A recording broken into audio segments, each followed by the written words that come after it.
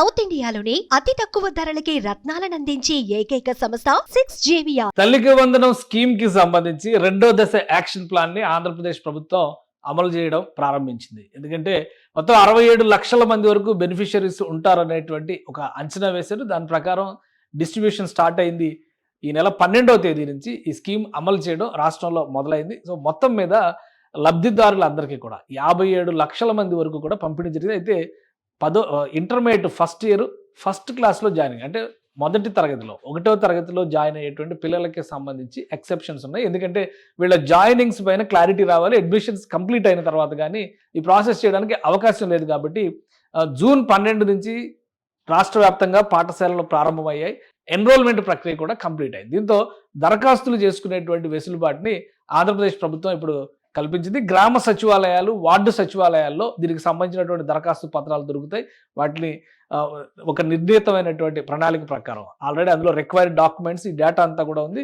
ఆ డేటా ప్రకారం దీన్ని అప్లై చేయాల్సి ఉంటుంది. ఆ షెడ్యూల్ ఏంటి ఒకసారి మనం పరిశీలిద్దాం. ఆల్రెడీ 12వ తేదీ నుంచి ఈ ఫైనాన్షియల్ డిస్బర్స్మెంట్ అంటే నగదు బదిలీ పథకాన్ని ప్రారంభించారు. దాదాపు 54,94,000 మంది, 94,703 మంది ఎలిజిబుల్ స్టూడెంట్స్కి 12వ తేదీ నుంచే డబ్బులు పంపిణీ మొదలైంది. ద అప్లికేషన్ ఆఫ్ ఇన్ఎలిజిబుల్ లిస్టులు 12వ తేదీన పెట్టారు. ఆ రోజు నుంచి డబ్బులు పంపిణీ మొదలైంది. రిసీవింగ్ ఆఫ్ అబ్జెక్షన్స్, గ్రీవాన్సెస్ అనేది 12వ తేదీ నుంచి 20వ తేదీ వరకు కూడా ఓపెన్ చేశారు. 20వ తేదీ తర్వాత ఎవరైతే అనర్హులని భావించి వాళ్ళకి రాలేదో వాళ్ళందరికీ కూడా మరోసారి అప్లై చేసేటువంటి వెసులుబాటు కూడా తల్లికి వందనం స్కీమ్కి సంబంధించి కల్పించారు. ఇక verification of grievances and preparation of supplementary eligible list అనేది 21 నుంచి 28 వరకు జరుగుతుంది. జూన్ 28 వరకు జరుగుతుంది.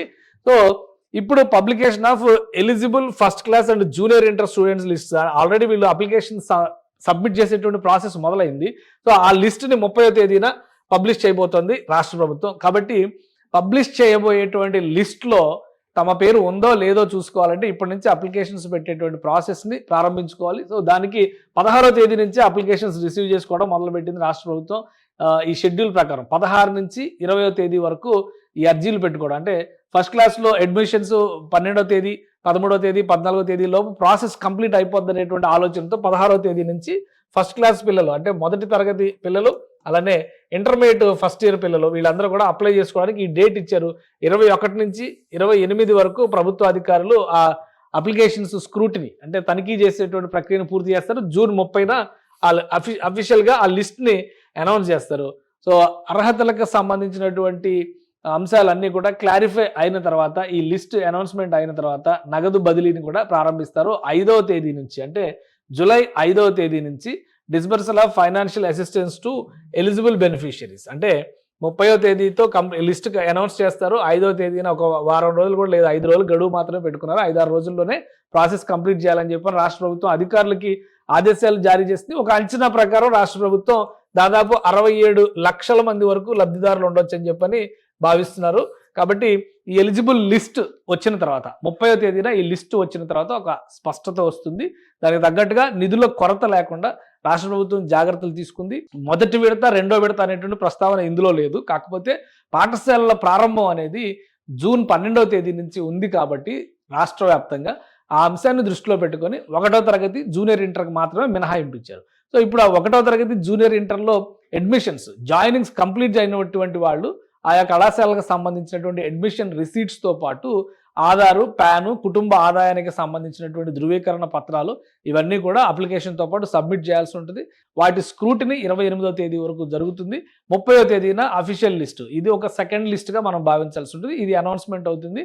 5వ తేదీ నుంచి నగదు బదిలీని ప్రారంభిస్తుంది రాష్ట్ర ప్రభుత్వం. నిధుల కొరత ఈ పథకానికి ఎట్టి పరిస్థితుల్లో రాకుండా జాగ్రత్తలు తీసుకున్నట్టుగా పాఠశాల విద్యాశాఖ అనౌన్స్ చేసింది. ఇప్పటికే ముఖ్యమంత్రి చంద్రబాబు నాయుడు ఆదేశాలతో విద్యాశాఖ మంత్రి నారా లోకేష్ దీనికి సంబంధించినటువంటి ప్రణాళిక అంటే మొదటి విడత బదలాయింపులు జరిగినటువంటి క్రమంలో ఎక్కడెక్కడ ఎలాంటి లోపాలు ఎదురైనాయి వాటిపైన ఒక సమీక్ష కూడా జరిపారు. సో ఇప్పుడు చేసేటి వాల్యూమ్ తక్కువ ఉంటుంది. ఎందుకంటే గతంలో 55 లక్షల మందికి డిస్బర్స్మెంట్ చేస్తున్నారు. ఇప్పుడు చూస్తే కనుక కేవలం ఒక 10 లక్షల మంది యాడ్ అయ్యేటువంటి అవకాశం మాత్రమే ఉంది. కాబట్టి నిధుల కొరత లేదు. అప్లికేషన్ ప్రాసెస్లో ఏదైనా లోటుపాట్లు ఉన్నా, అనర్హత అనేటువంటి అంశాన్ని దృష్టిలో పెట్టుకొని కంప్లైంట్లు ఏమైనా వచ్చినా వాటిని మాత్రమే సమీక్షించేటువంటి అవకాశం ఉంటుంది. కాబట్టి ఈ ఇయర్కి అంటే ఈ విద్యా సంవత్సరానికి సంబంధించి తల్లికి వందనం కార్యక్రమాన్ని, తల్లికి వందనం పథకాన్ని కంప్లీట్గా పూర్తి చేసినట్లు అవుతుంది. సమగ్రంగా లబ్ధిదారులుగా అర్హత ఉన్న వాళ్ళందరికీ ఇచ్చినట్టు అవుతుంది. పైగా ఒక ఇంట్లో 2, 3, 4, 10 మంది, 12 మంది ఉన్న వాళ్ళకి కూడా రాష్ట్ర ప్రభుత్వం ఇచ్చింది కాబట్టి ఒకటి.